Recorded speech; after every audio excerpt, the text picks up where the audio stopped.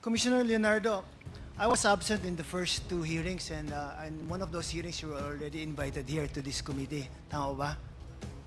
Tama po, Mr. Chair. Yeah, and before coming over, nagbasa muna ako. I was looking for materials about you, and one of which na nakita ko is an article in 2017. No? It's an online article, and the title is Duterte controls Davao Death Squad-style drug war through crony cops Leonardo and Garma. Yan po yung nabasa ko na article. And what can you say about that article, Commissioner Leonardo? Hindi ko po nabasa, Mr. Hindi mo Chair. nabasa. Hindi ko po alam. Well, anyway, the article is based on the complaint filed before the ICC, naming you as one of the respondents. Na kayo raw po ang nag-implement ng DDS style na drug war ng former President Duterte. What can you say about that, Commissioner Leonardo? Hindi po totoo yun, Mr. Chair. Hindi totoo. So, hindi totoo na DDS style ang pagdadala ng drug war, or yung activities nyo against in the drug war is related to DDS style na pag-implement? Hindi po. Wala kang kinalaman sa drug war? Wala po. Wala. Yung pong sa financial investigation lang. Sa financial investigation. As a regional chief, as a member of CIDG, Mr. Chair. Okay. Now, would you consider the tag as heading the drug war in the DDS style offensive for you as a police officer that time? Sa tingin mo bang insulto yun na sabihin na DDS style yung ginagawa for the drug war? Sa tingin ko po, mali po yun. Kasi yung mga polis, nagtatrabaho lang po noon. Kung same lang po noong 2015, 2014, 2012, 2011. Tatrabaho na po ako noon. Natatanda ko, marami rin po kami mga trabaho. Kasi yung DDS style ng drug war na sinasabi nila is similar to or identical with ng sinasabing claims na extrajudicial killings. Tama po ba? Associated siya. DDS, EJK, parang ganon. Ang one and the same ang term. Narinig ko po, ganon ang perception diba? nila, Mr. Chair. So, kilala mo ba si Edgar Matubato, Commissioner Leonardo? Personally, hindi po. But you've heard of him? Nakita ko po sa TV. Nakita mo sa TV that he confessed that he was one of the gunmans for DDS. Tama ba? Yeah, napanood ko po. Napanood mo. Sinasabi po niya yun. And siya din ang nagsabi na kayo daw ni Garma yung nagma-micromanage on how the DDS or the drug war is to be conducted. Hindi po totoo yun, Mr. Hindi totoo. So, hindi naman totoo na sinasabi ng ibang tao na because of your management style of how the drug war was conducted, you are close to the former President Rodrigo Roa Duterte. Tama po?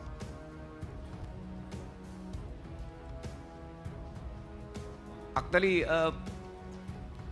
lahat naman po ng police officers sa Davao City ay close po kay pag nasayan ka po ng Davao City, kasali po kayo sa mga meeting with the former Mayor Rodrigo Roa Duterte. Because Duterte was also very active when it comes to the handling of the police officers in Davao City as mayor. Di ba? Tama po? Tama po, Mr. Chair. Yeah. Pati po armed forces, kasama Pati po armed namin forces. during In your mga meetings, di ba? po. So, sabay mga AFP, PNP. Kaya malapit siya with these people. Opo, Mr. Chair. Okay. So sa dami ng officers sa Davao City, ilan yung na-appoint as undersecretary? Ilan din? Marami po. Marami din. Bago po kami, marami po eh. Marami pong... hindi ko lang po Sobra 10 ba? More than 5? I'm not sure of the number, Mr. Chair. Pero meron lang po akong mga ilan na alam na naging USEC. Okay, but you're one of those. Tama mo? Yes, I'm one of those. Yes, Mr. you're Chair. one of the lucky few officers close to Duterte who was appointed as an undersecretary of a department. Opo, Mr. Chair. Yes. Now, do you know SPO4 Arthur Las Cañas? Opo, kilala ko po siya, Mr. Chair. Kilala mo? Police po sa Davao, Mr. Chair. Yes. So you knew him before the mayor became president? Pakiulit po, Mr. Chair. Nakilala mo si SPO4 Art Las Cañas before naging presidente si Mayor Duterte. Opo, Mr. Chair. Okay. Now, I also lived in Davao, no? Pero did Art Las Cañas have the reputation of being close to Duterte also? I think so, Mr. Chair. Oh, you think so or you know so? Alam I ng think lahat so, ng mga hindi- pulis dun eh, na Naririnig ko lang po, Mr. Chair. naririnig mo Apo. rin. Na, how about you, Colonel Garma? Tanong lang, no? Yeah, side question lang to sa iyo. Do you know Art Las Cañas? Yes, Your Honor. And do you know also his reputation as being close to the president before the president became president, while he was still mayor of Davao City? I'm not very familiar kung close sila or what. You're not. So you're Mr. not Chair. familiar with the heinous crime section unit? I am familiar, Mr. Chair. And who was heading that unit? I cannot recall anymore, Mr. Chair. That was Art Las Cañas long wasn't time part ago. of that? I'm not sure, You're Mr. not sure. Chair. But you were in Davao during that time, correct? Yes, Mr. Chair. Okay. Leonardo. So Art Las Cañas also mentioned na ito nga, yung drug war was conducted in a very similar way dun sa sabi nilang DDS at the time when the mayor was still mayor of Davao City. Yun ang sinasabi niya in his interviews and in his testimony before the Senate before. Narinig niyo pa ba? Naririnig po sinasabi niya, Mr. Chair. Na yung mga nasa lista daw ay either eliminated or killed or forever disappears. Na nag-testify siyang parang ganon. Narinig niyo po ba? Narinig po na sinasabi niya, Mr. Chair. Ni Art Las Cañas. Sa tingin niyo po, in your personal opinion, may involvement ba si Art Las Cañas sa DDS na sinasabi niya? Hindi ko po alam, Mr. Chair. Okay, now as Narinig ko lang CIDG, po sinabi niya. as CIDG chief na region, sa Region 11, can you say for a fact na walang DDS na grupo na nag-ooperate in Davao City? During my time, 2016, wala po akong Wala. How about prior to that? witness, Have you heard na merong ganon? Meron lang ako naririnig kasi may investigation po nung mga previous years po prior to 2016, Mr. Chair. Now, yung position mo as USEC sa DNR, is it may security of tenure ba yun? Wala po, Mr. Coterminus. So, coterminous ka. Hindi po siya plantilyado, Mr. Chair. Do you think that's why you were appointed sa Napolcom because it is a more secured position? Because it's a fixed term position? Possibly, Mr. Chair. Possibly. Now, how would you react to the statement ba na you are a police officer who has been accused? In fact, may mga articles nga na you were the one running the DDS-style drug war, and yet you end up being appointed as Commissioner of the National Police Commission. What would be your reaction to that statement? Meaning, police ka na not free from issues on extrajudicial killings, police ka na not free from allegations of involvement in the killings that took place against drug personalities or something like that, no? In fact, I heard na you were the one responsible for making the narco list. Yun ang nabalitaan ko eh. So, these are issues, I'm sure you will deny that, no? Pero these are issues that have been hounding you. Yet you were appointed as commissioner for Napolcom. Don't you find that odd? Don't you find that strange? Commissioner Leonardo? Hindi naman po, Mr. Chair. Qualified naman po ako bilang Napolcom Commissioner, Mr. Chair. Qualified, as you say, but is it free from insinuations of wrongdoing as a police officer? Again po, Mr. Chair. Hindi ko po Sabi ko, na-gets. qualified ka nga siguro, but are you free from insinuations of wrongdoings as a police officer?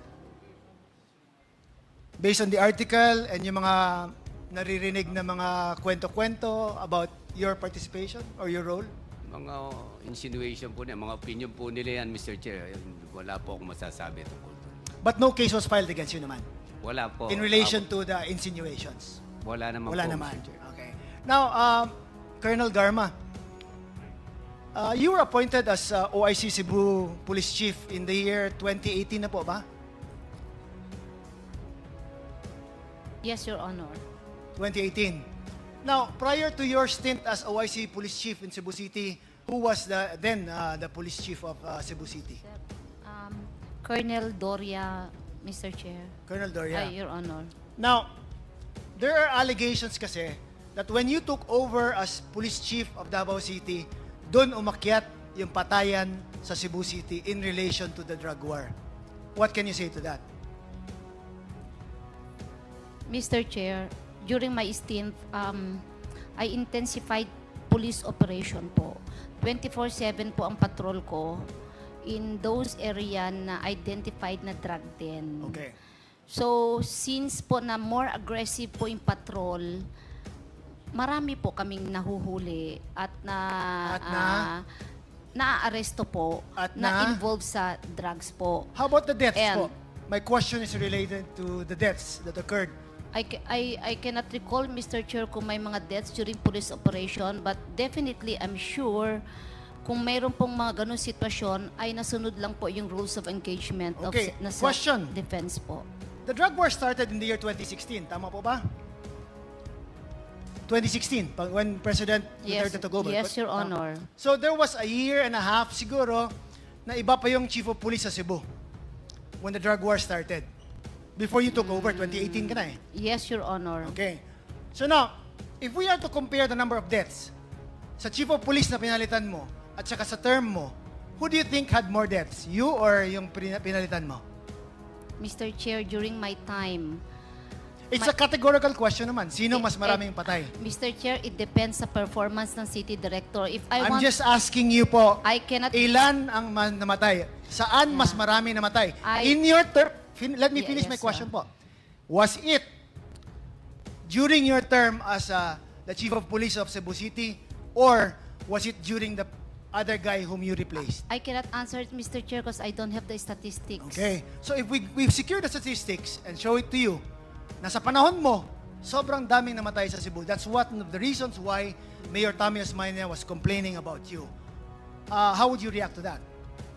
I think Mayor Osmeña is just being personal to me, Mr. Chair. Being personal.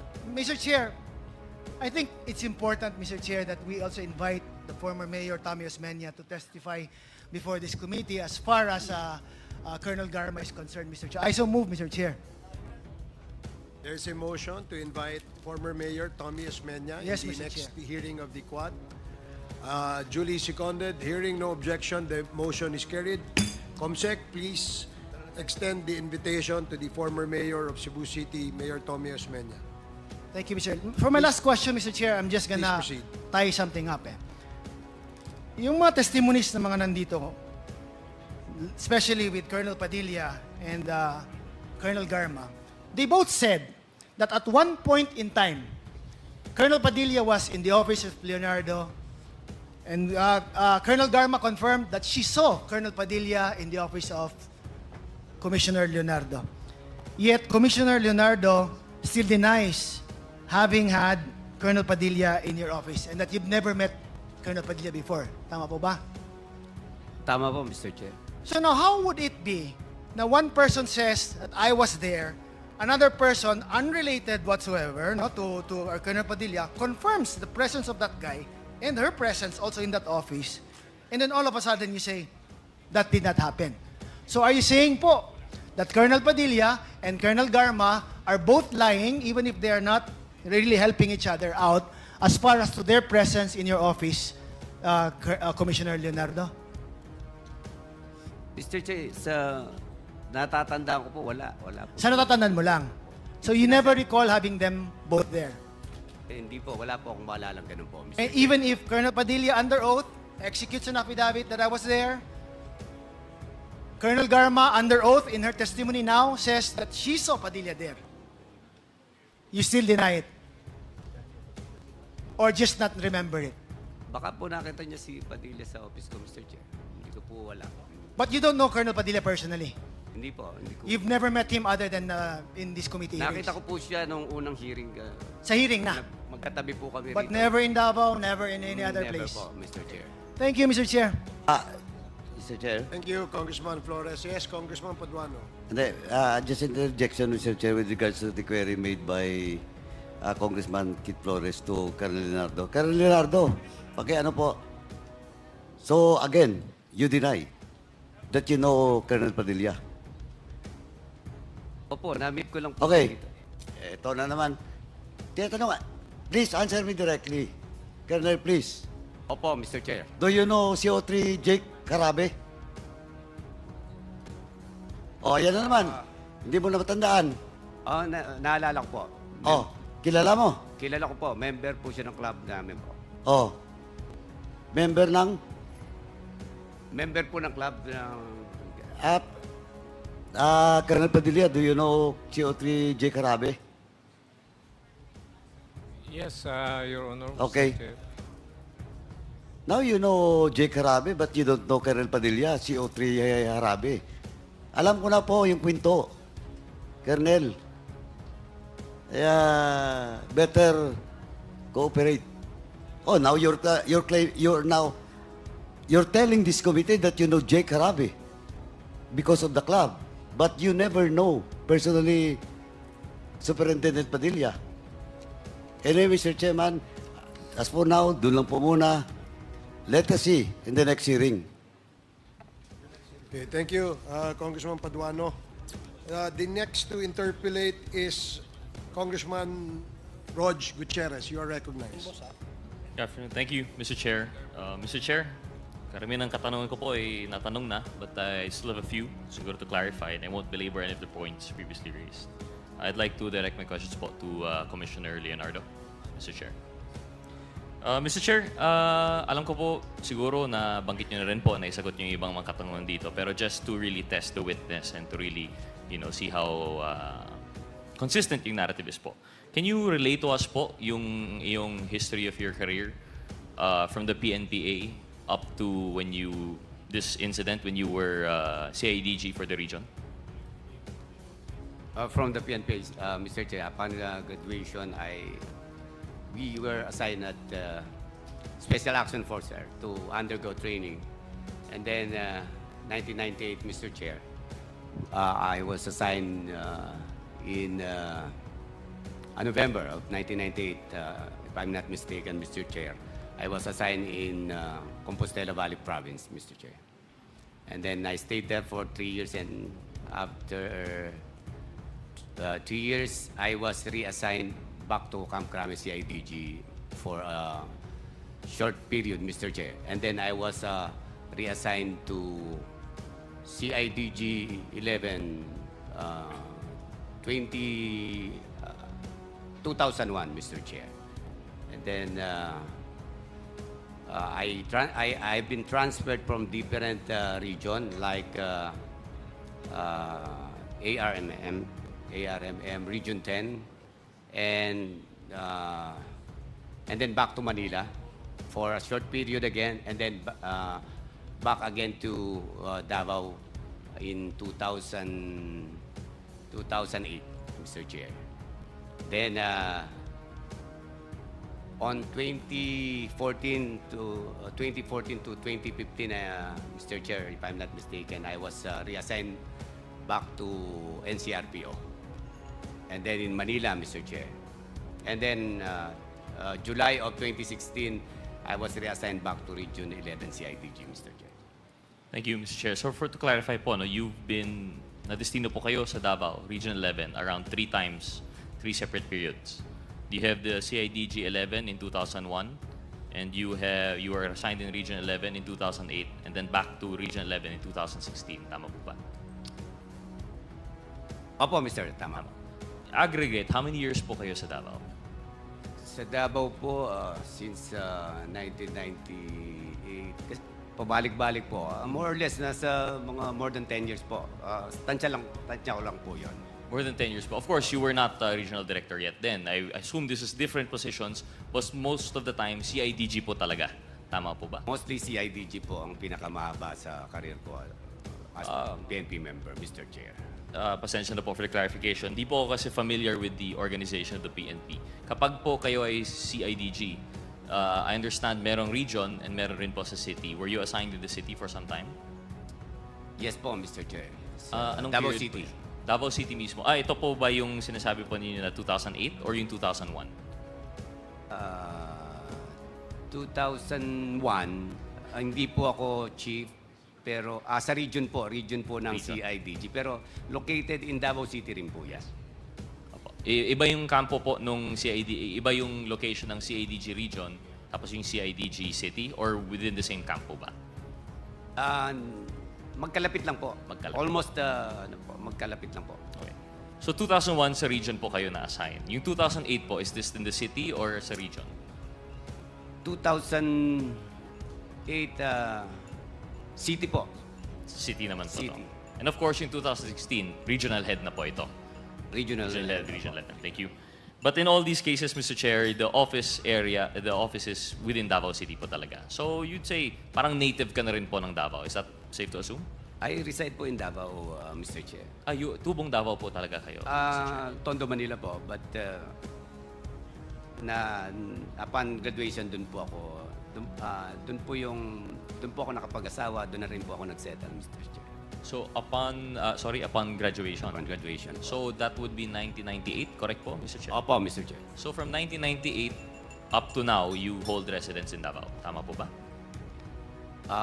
Sa Davao, Tagum po muna eh. Natira po muna ako sa Tagum City. And then, Which is not far, Mr. Chair. No? Yeah po. Okay. Province po ng Davao Region. Okay. So 1998 up until now, Tagum area, Davao area. So sa Davao area na po talaga. Davao po ako nakatira. Davao talaga. Up to now, Mr. Chair. Tubong Tondo. So from 1998 to now, although you were assigned in Davao, close to home, since doon nga po yung residence nyo, from 2011, 2001, 2008, 2016, pabalik-balik po kayo sa Davao. When you were assigned in ARM, assigned in Region 10, Opo. when you were assigned in Krame, you would go Yes back po, to Mr. Davao. Chair. Okay. Would you know, Mr. Chair, kung bakit po kayo na-assign sa Davao? Is this something like yung nabanggit ni Colonel Garma na you have 3 choices of regions, or upon whose selection this is? Doon pinapili po kami ng mga region din. Ganun din po ang nangyari sa akin. Luckily, napunta po ako, Region 11, Mr. Chair. Thank you, Mr. Chair. Mr. Chair, curious lang po ako sa kultura ng PNPA. I understand very close-knit group po kayo. And there's a term po, no? Ano yung tawag po ninyo as a group? Mista po ba yun? Or Bok po, karamihan po sa amin, Bok po ang tawagan po namin. wala Mr. po. Chair. Is there a name, I understand, na as a collective group? Lakan? Something like that? Tama po? Lakan, kasi po parang pinag-isa po yun. Kasi may yung pong gender, equality. So, it was decided that we address each other Lakan po. Pero Bok pa rin po, pagka magkakakilala. It's more practicable para sa amin yung Bok, Mr. Chair. Okay, thank you. So, BOC naman. So, generally close po ang mga cadet ng PNPA. In a batch, for example, gano'ng karami po kayo in 1998? Ako po kasi, original 1996, nakagraduate po ako 1998. Bakit so, po? meron po akong lacking requirements po during that time. So, for originally 98 po, I think more than 300 po kami nung gumraduate. 300 po. And maybe ask Colonel Garma for 97? Yes, Mr. Chair. Ilan po kayo na batchmates? Pumasok po kami, mabot po kami ng more than 350. Then we graduated mga 176, I think, Your Honor. So, very elite few lang po, no? PNPA. Usually, marami na po siguro yung 300, and in 1997, konting nga pala po, 176. And going up and down, usually ang maabutan nyo is how many years of batches po? 4 years up, 3 years up, 3 years down. Would that be a fair statement? Nung time po namin, ang abutan po namin, yung senior sa amin at saka yung junior sa amin. Yung alimbawa po, sa case namin, ako po 96, ang inabutan ko po yung 97. Tapos yung 95 naman po yung upper class namin. So, so usually just 1 year up, 1 year down. Yun yung mga kahalubilo po ninyo sa PNP. Yes po, nung time po kasi namin ay 2 years pa lang po. 2 years po. Okay. So in that case, we're looking at most 3 batches at a time na at least magkasama. And nagkaabutan po kayo ni Colonel Garma. I see. I mean, the point was belabored na magkakilala naman po kayo, magkaibigan, and understandably as batchmates in the PNPA. Pero may I ask, during your stint po, let's be specific, yung nangyari po itong incident in 2016, ilan po kayong batch 97, 98 na-assign sa Davao?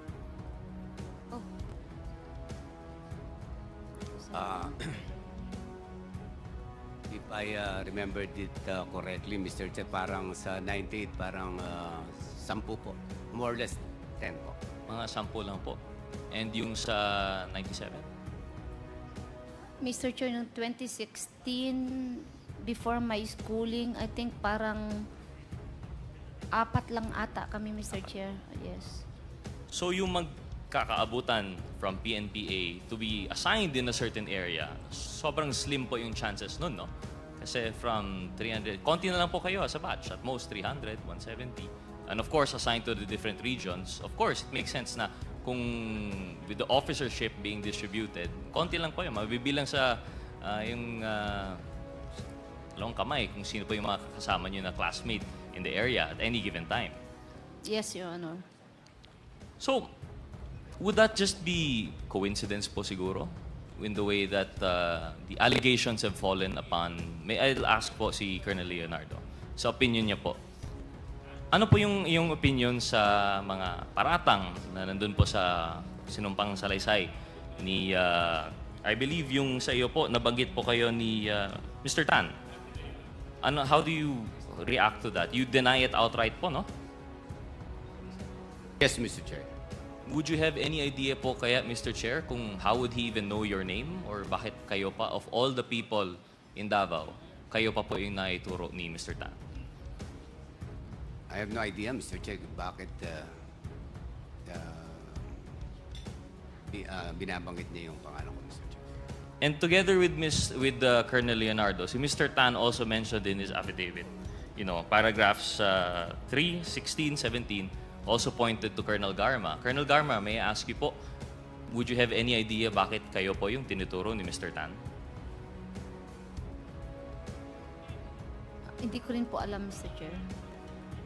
So sa affidavit po ni Mr. Tan, nakachamba po siya ng dalawang PNPA na batch 97, 98 na nagsama sa Davao. Coincidentally lang po. Mr. Chair, I do not know his intention, Mr. Chair. Well, I think it's not just si Mr. Tan po, no? Kahit well, of course, si Mr. Fortaleza, hindi na po yung chamba. For him to mention you, Colonel Garma, from paragraphs 2 to 8, syempre kilala po kayo. Kayo po ay classmates, no? So I don't think there's any doubt. As to the motives of Mr. Fortaleza, that's yet for us to decide. But for Mr. Padilla po, who has nothing to do exactly with the PNP structure, he's mentioned you multiple times from paragraphs 5 to 10. And siguro naman po ito, hindi chamba because you admitted to, although you don't admit to the facts in his sinumpang salaysay, you admit to knowing him, so it's not a coincidence po naman siguro. Would that be a fair statement, Colonel Garma? It's not a fair statement, Mr. Chair, Your Honor. Can you explain po? He lied on the first hearing. The second hearing, because he was detained, might be he realized that sa kanya lahat ang siyang may kasalanan. He need a fall guy. And it's easy to just blend on the facts presented during the first hearing, and easy to say he feared his life, Mr. Chair. in the same way that he said he feared his life because of you. Hindi po ako nakakatakot, Mr. Chair. Perception lang nila yun, pero hindi po ako nakakatakot. Well, I'll take your statement as it is po. And I agree. Tama rin naman po. But that's why we're here. We take our evidences together and we assess them as a committee. Yet, you can only talk about the statement of Mr. Padilla. But how do we account for the statements of Mr. Tan, Mr. Andy that would pin you? How do we take into consideration the statement of Mr. Las Cañas that has pinned both of you, coincidentally, to Lacan's box? In Davao, coincidentally natagpo. And how do we now explain the coincidence also that you both face cases with the ICC? That's not a question, sorry. I'm just wondering here po, no? Because, like we said po, the basis for our evidence here, it's a he said, she said thing. But there are a lot of hymns saying that she did it. And there's only her saying that she did not. In the case of Mr. Leonardo, of course, he's also saying that he did not. I think that's just something for us to consider moving forward. We're not saying this with finality, pero again, as with the seems to be the theme of this committee hearing, maraming coincidences abound. And I think I would have more questions, but I'll reserve it for a future time. Thank you very much, Mr. Chair. Thank you, Ms. Garma. Thank you, Commissioner Leonardo. Thank you, Congressman Gutierrez.